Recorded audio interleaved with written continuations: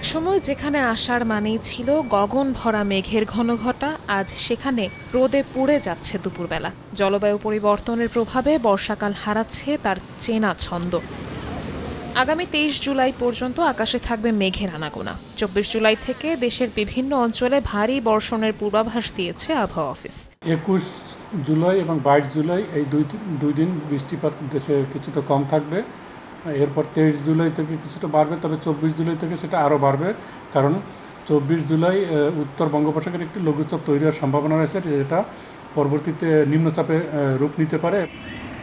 পরিবেশবিদরা বলছেন, বর্ষাকালের আর্দ্রতা যেমন কৃষিকাজে উপকারী, তেমনি এর পার্শ্ব প্রতিক্রিয়াও কম নয়। বাতাসে আর্দ্রতার তারতম্যের কারণে জনস্বাস্থ্য পড়ছে ঝুঁকিতে। যদি আমরা আর্দ্রতার বিষয়টি সরাসরি জনস্বাস্থ্যের সাথে বিবেচনা করি, তাহলে এই আর্দ্রতা মানুষকে এক ধরনের অস্বস্তিকর অবস্থায় নিয়ে যায়, এবং এখন আর্দ্রতার যে টেন্ডেন্সি আমরা দেখতে পাচ্ছি এটি স্বাভাবিক না। এই স্বাভাবিক না থাকার পিছনে আমাদের জলাভূমির পরিমাণ কমে যাওয়া এবং আমাদের সবুজের পরিমাণ কমে যাওয়া, এগুলো গত 20 বছরে প্রায় অর্ধেকে নেমে এসেছে। মাত্র 2 দশকে ড্রাস্টিক্যালি চেঞ্জ হয়ে যাওয়া, এটা আমাদের তাপমাত্রা এবং আর্দ্রতার উপরে প্রভাব ফেলছে।